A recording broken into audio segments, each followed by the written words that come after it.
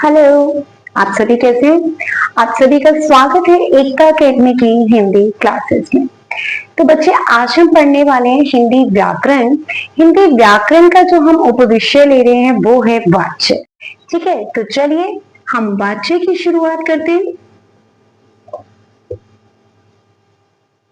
देखिए, वाच्य, ये जो वाच्य शब्द है उसका जो शाब्दिक अर्थ है, मतलब इस शब्द का जो अर्थ है वो क्या होता है? वो है बोलने का विषय। क्या है?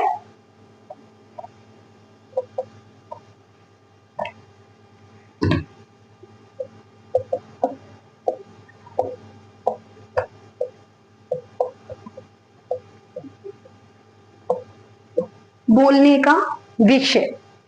अब वाच्य किसे कहते हैं? देखो, वाच्य का शाब्दिक अर्थ तो मैंने बता दिया। वाच्य का शाब्दिक अर्थ होता है बोलने का विषय। और यहाँ पर वाच्य की अगर परिभाषा की बात करें तो क्रिया के विधान को वाच्य कहते हैं। अब क्रिया का विधान क्या होता है? ठीक है, देखिए, क्रिया के जिस रूप से हमें ये पता चलता है, क्रिया के जिस रूप से हमें ये पता चलता है कि जो वाक्य में जो क्रिया के द्वारा जो किया गया विधान है, या वाक्य में जो क्रिया के द्वारा जो कही गई बात है, क्या है? कही गई बात है, उसका विषय जो है वो कौन है? कर्ता है, कर्म है या भाव है? वो वाच्य होते हैं। जब ये पता चले ना तो वह वाच्य होता है। दोबारा बता देती हूँ बच्चे, देखिए ध्यान से सुनो, कुछ रट्टा मारने की बिल्कुल भी जरूरत नहीं है। वाच्य का शाब्दिक अर्थ, मतलब वाच्य शब्द का अर्थ क्या होता है? वाच्य शब्द का अर्थ होता है बोलने का विषय। अब वाच्य की परिभाषा की बात करें, अगर शॉर्ट में बात करें, कम शब्दों में बात करें, तो क्रिया के विधान को वाच्य कहते हैं। क्रिया के विधान को वाच्य कहते हैं। लेकिन अगर हम ज्यादा शब्दों में बात करें वाच्य की परिभाषा की, तो क्या होता है? ध्यान से सुनिए। क्रिया के जिस रूप से पता चले, क्रिया के जिस रूप से ये पता चले कि वाक्य में क्रिया के द्वारा किया गया विधान को क्या बोलते हैं? कही गई बात। वाक्य में क्रिया के द्वारा कही गई बात का मुख्य विषय कर्ता है, कर्म है या भाव है, जब ये पता चलता है तो उसे वाच्य कहते हैं। ठीक है, मतलब वाच्य में 3 विषयों की प्रधानता होती है, या तो कर्ता की, या कर्म की, या भाव की। और इन्हीं विषयों के आधार पर वाच्य के 3 भेद हो जाते हैं। एक होता है बच्चे कर्तृवाच्य, एक हो जाता है कर्मवाच्य, एक हो जाता है हमारा भाववाच्य। ठीक है, जिसमें कर्ता की प्रधानता होती है, जिस वाक्य में कर्ता की प्रधानता होती है, ठीक है, उसे कर्तृवाच्य कहते हैं। जिसमें कर्म की प्रधानता होती है उसे कर्मवाच्य कहते हैं। जिसमें भाव की प्रधानता होती है उसे भाववाच्य कहते हैं। तो अभी तक मैंने वाच्य शब्द का शाब्दिक अर्थ बताया, वाच्य की परिभाषा बताई और वाच्य के 3 भेदों के नाम बताए हैं। ठीक है, अब हम पढ़ेंगे इन तीनों भेदों के बारे में थोड़ा और ध्यान से। कृत्यवाच्य, कर्मवाच्य और भाववाच्य। हाँ जी, अब हम 3 भेदों के बारे में पढ़ेंगे, कृत्यवाच्य, कर्मवाच्य और भाववाच्य। कर्ता की प्रधानता हो तो कर्तृवाच्य, कर्म की प्रधानता हो तो कर्मवाच्य और भाव की प्रधानता हो तो भाववाच्य। ठीक है, चलिए थोड़ा सा अब इनके बारे में पढ़ लेते हैं कि किस किस तरीके से कैसे पहचाने कि कहां पर कौन सा वाच्य होगा। देखो, सबसे पहले यहां पर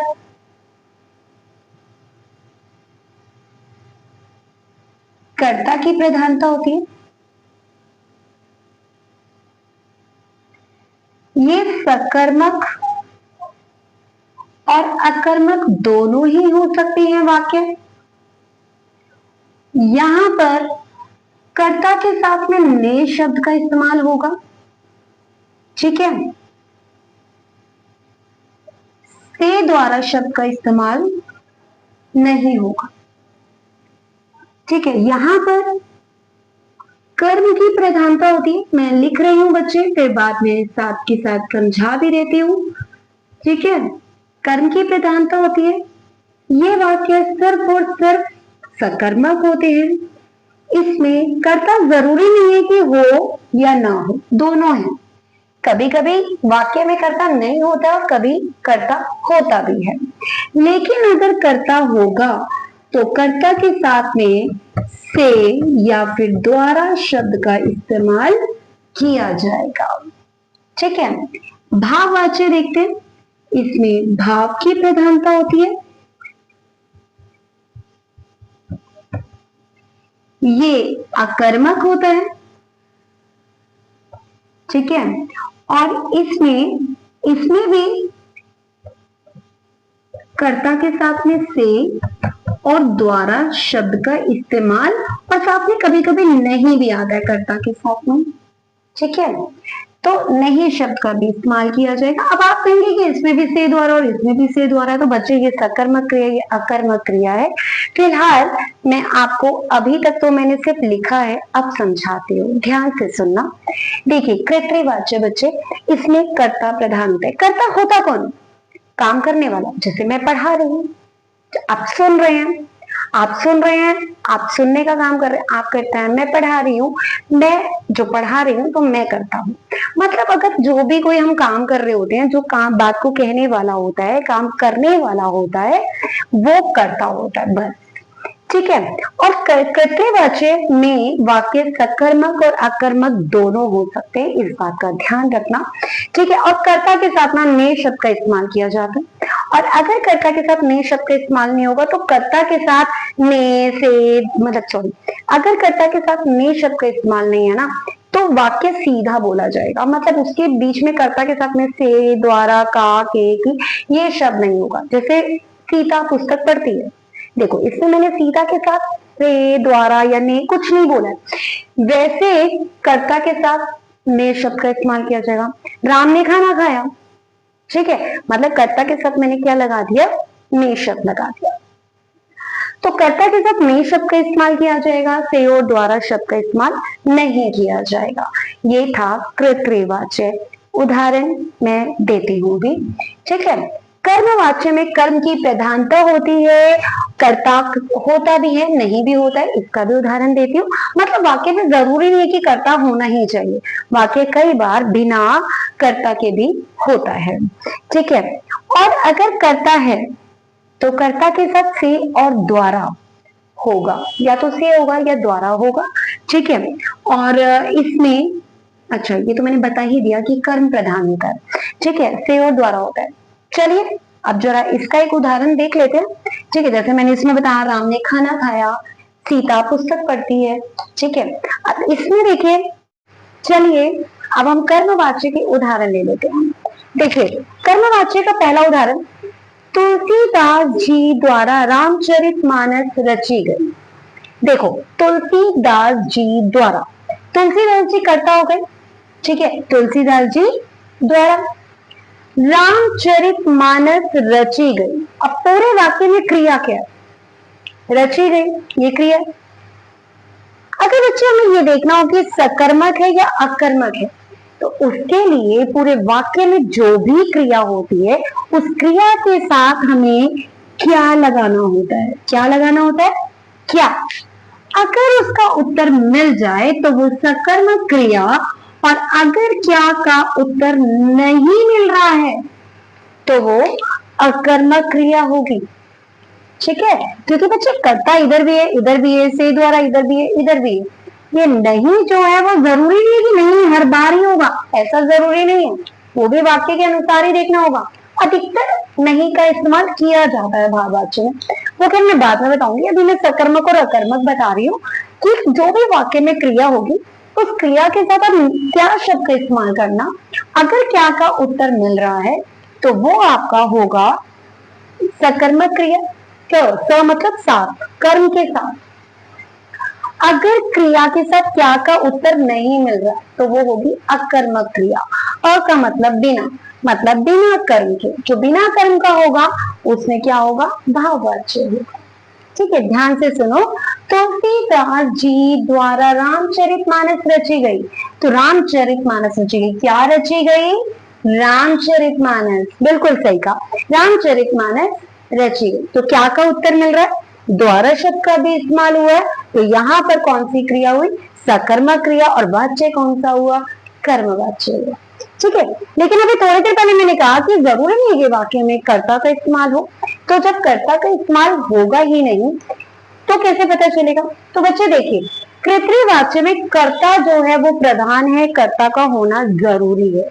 लेकिन अगर वाक्य में कर्ता नहीं है, ठीक है, वाक्य में कर्ता नहीं है और कर्म को प्रधानता दी जा रही है, तो चाहे फिर से द्वारा ना भी हो तो भी वाक्य जो होगा वो कर्म प्रधान होगा, मतलब कर्मवाच्य होगा। जैसे कि होली मार्च में मनाई जाती है, होली मार्च में मनाई जाती है, तो बच्चे यहाँ पर होली मार्च में मनाई जाती है, क्या मनाई जाती है, होली मनाई जाती है। क्या मनाई जाती है, होली मनाई जाती है। तो क्या का उत्तर मिल रहा है ना, क्या मनाई जाती है, होली मनाई जाती है। लेकिन इस पूरे वाक्य में कहीं पर करता है नहीं है ना, होली मार्च में मनाई जाती है। तो यहाँ पे हमें क्या का उत्तर मिल रहा है, तो मतलब ये कर्म के साथ हुआ, और यहाँ पर कर्ता भी नहीं दिया गया था। इस वाक्य में होली मार्च में मनाई जाती है, लेकिन यहाँ पे द्वारा शब्द का भी इस्तेमाल नहीं किया। तो ध्यान से सुनना बच्चे, एक बार दोबारा बता रही हूँ, कुछ मुश्किल नहीं है बात, बिल्कुल मुश्किल नहीं है अगर आप ये बातों को ध्यान से सुन लो। एक बार शॉर्ट में मैं कर्ता और कर्म दोबारा से बता रही हूँ। कर्ता की प्रधानता होती है, वाक्य में कर्ता का होना जरूरी है, ठीक है। और वाक्य जो है अगर कर्ता है तो वो सकर्मक भी हो सकता है, अकर्मक भी हो सकता है, दोनों हो सकते हैं, ठीक है। लेकिन इस वाक्य में से और द्वारा नहीं होगा, ठीक है। और कर्ता के साथ कर्ता होगा तो कर्ता के साथ में शब्द का इस्तेमाल किया जाएगा, और अगर कर्ता के साथ में शब्द का इस्तेमाल नहीं किया जाएगा तो किसी भी शब्द का इस्तेमाल नहीं किया जाएगा, जैसे का, के, की, से, द्वारा, इन सब शब्दों का इस्तेमाल नहीं किया जाएगा। जैसे कि मैंने आपको उदाहरण दिया था, राम ने खाना खाया, तो राम जो है वो क्या है, कर्ता, राम ने खाना खाया, ठीक है। तो ये कौन सा, मतलब इसमें प्रधान कौन है, कर्ता प्रधान है, ठीक है। और सीता पुस्तक पढ़ती है, सीता पुस्तक पढ़ती है, इसमें ना तो से द्वारा है, ठीक है, और ना भी मैंने ने शब्द का भी इस्तेमाल नहीं किया, लेकिन इसमें हाँ कर्ता प्रधान है। तो ये हो गया कृतवाच्य, ठीक है। कर्मवाच्य में मैंने क्या बताया, कर्ता के साथ हमेशा से और द्वारा का इस्तेमाल किया जाएगा, और हमेशा जो वाक्य होगा वो सकर्मक होगा, कर्म के साथ होगा, मतलब कि कर्म प्रधान होगा। वाक्य में कर्ता हो भी सकता है और नहीं भी हो सकता। अगर वाक्य में कर्ता है, अगर वाक्य में कर्ता है तो ये देखो कि क्या वो वाक्य में क्या का उत्तर मिल रहा है। अगर क्या का उत्तर मिल रहा है और से द्वारा का भी इस्तेमाल किया गया है तो वहां पर कर्मवाच्य होगा। जैसे मैंने अभी थोड़ी देर पहले उदाहरण दिया कि तुलसीदास जी द्वारा रामचरितमानस रची गई, ठीक है, क्या रची गई, रामचरितमानस। तो क्या का उत्तर मिल गया, हो गया कर्मवाच्य। लेकिन अभी मैंने बोला कि कर्ता नहीं भी होता, ठीक है, वाक्य ऐसा भी होता है जिसमें कर्ता नहीं है, जिसमें कि ये द्वारा से वगैरह ये शब्दों का इस्तेमाल भी नहीं किया गया है, सीधा कर्म बता दिया जाता है कि होली मार्च में मनाई जाती है। क्या मनाई जाती है, क्या का उत्तर मिल रहा है, होली। देखो पूरे वाक्य में कहीं करता नहीं, जब करता है ही नहीं तो सोचने की जरूरत ही नहीं, कर्तृवाच्य होगी। और क्या मनाया जाता है, क्रिया के साथ क्या लगाकर क्या का उत्तर भी मिल रहा है। तो जब क्या का उत्तर मिल रहा है तो बच्चे को सोचने की जरूरत ही नहीं, जब क्या का उत्तर मिल रहा हो और वहां पर कर्म प्रधान है, कर्ता तो है ही नहीं, ठीक है, से द्वारा भी है और कर्म प्रधान दिया जा रहा है, क्या का उत्तर मिल रहा है तो कर्मवाच्य है। और कर्ता नहीं है, से द्वारा भी बेशक ना हो, लेकिन अगर क्रिया में क्या का उत्तर मिल रहा है तो वो कर्मवाच्य ही होगा, ठीक है। तो चलिए भाववाच्य पर आ जाते। सबसे पहले इसमें मैंने बताया कि भाव को प्रधानता दी जाती है और वाक्य हमेशा अकर्मक क्रिया में ही होगा। अकर्मक का अर्थ मैं आपको बता चुकी हूँ। अ का मतलब होता है बिना, बिना कर्म के, बिना कर्म के, ठीक है। मतलब कि कर्ता जो होगा ना, काम करने वाला जो होगा, उसके साथ से द्वारा शब्द का इस्तेमाल तो किया जाएगा लेकिन वाक्य में कर्म नहीं होगा। जैसे कि बच्चे द्वारा सोया जा रहा है, बच्चे द्वारा सोया जा रहा है। देखो कर्ता हो गया बच्चा, मैंने साथ में लगा दिया द्वारा, बच्चे द्वारा सोया जा रहा है। क्या सोया जा रहा है, अब ये तो नहीं बोलोगे कि बच्चा सोया जा रहा है, ठीक है, वो तो कौन का उत्तर हो गया ना, कि क्या कौन सो रहा है, बच्चा सो रहा है, वो कौन का उत्तर है। ठीक है, यहाँ पर मैंने बोला क्या सोया जा रहा है, क्या का उत्तर नहीं है बच्चे यहाँ पर, और जब क्या का उत्तर नहीं होगा तो वहां पर भाववाच्य होगा। ठीक है, अब जिस प्रकार मैंने बोला कि भाववाच्य में नहीं भी होता है, ठीक है, तो नहीं शब्द वाले जो वाक्य होंगे ना, अगर उसमें कर्म को प्रधानता नहीं दी जा रही है, जैसे बच्चे द्वारा सोया नहीं जा रहा है, बच्चे द्वारा सोया नहीं जा रहा है तो वो भाव है। ठीक है, जैसा मैं लिखूं कि मेरे द्वारा किताब नहीं लिखी जा रही है, क्या नहीं लिखी जा रही है, क्या नहीं लिखी जा रही है, किताब, कर्म है इसमें, कर्म होगा तो वो कर्मवाच्य होगा, और अगर कर्म नहीं होगा तो वो भाववाच्य होगा। ठीक है, भाववाच्य एक बार दोबारा से बता देती हूँ कि इसमें भाव की प्रधानता होती है, वाक्य जो होता है वो अकर्मक होता है, मतलब कि कर्म के बिना होता है, और कर्म है या नहीं इसकी पहचान हमें क्रिया के साथ क्या लगाकर की जाती है। अगर क्या का उत्तर नहीं मिल रहा है तो वो भाववाच्य होगा। ठीक है, जैसे कि मैंने कहा कि जैसे बच्चे से सोया जाता है, अभी थोड़ी देर पहले मैंने समझा कि कर्ता तो हो गया बच्चा, लेकिन सोया जाता है, क्या जाता है, क्या सोया जाता है, कोई क्या का उत्तर नहीं मिल रहा। जब क्या का उत्तर नहीं मिल रहा तो वो हो गया भाववाच्य। ठीक है, साथ में एक चीज और बच्चे कि अगर वाक्य में अगर कोई इच्छा दर्शाई जा रही है, कोई इच्छा दर्शाई जा रही है, आज्ञा या अनुमति है, ऐसी अनुमति मतलब कि परमिशन ली जा रही है, ठीक है, तो वहां पर भी भाववाच्य होता है। जैसे कि मैं कहूं कि अब चला जाए, अब चला जाए, है ना, तो यहाँ पर हम इच्छा भी बता रहे हैं, यहाँ पे हम आज्ञा भी ले सकते हैं, लेकिन हम अनुमति परमिशन भी ले रहे हैं कि अब चला जाए, है ना, तो ऐसे वाक्य भी भाववाच्य होते हैं। शॉर्ट में कर्तृवाच्य में कर्ता प्रधान होता है, कर्मवाच्य में कर्म प्रधान होता है, भाववाच्य में भाव प्रधान होता है। ये सकर्मक अकर्मक दोनों हो सकते हैं। कर्मवाच्य हमेशा सकर्मक होता है और भाववाच्य हमेशा अकर्मक होगा। सकर्मक और अकर्मक की पहचान क्रिया के साथ क्या लगाकर की जाती है। अगर क्या शब्द का उत्तर मिल रहा है तो वो सकर्मक है और मतलब कि कर्मवाच्य, और अगर क्या का उत्तर नहीं मिल रहा है तो वो है कर्मवाच्य, सॉरी क्या का उत्तर नहीं है तो वो है भाववाच्य। ठीक है, और कृत्रिवाच्य में कर्ता के साथ हमेशा ने शब्द का इस्तेमाल किया जाता है, और अगर ने शब्द नहीं होगा ना तो कुछ भी नहीं होगा कर्ता के साथ, जैसे के का से द्वारा ऐसे शब्द नहीं होंगे। ठीक है, इसमें कर्ता के साथ से और द्वारा होता है, इसमें भी से और द्वारा होता है, लेकिन आपको ये देखना है कि वो अकर्मक है या सकर्मक। ठीक है, तो चलिए अब मैं एक दो वाक्य बोलूंगी जिससे आपको पता चल जाएगा कि कौन सा वाक्य कौन सा है। देखिए, बच्चा निबंध लिखता है, बच्चा निबंध लिखता है, से द्वारा का इस्तेमाल नहीं किया गया है, तो ये कौन सा हो गया, कृत्रिवाच्य।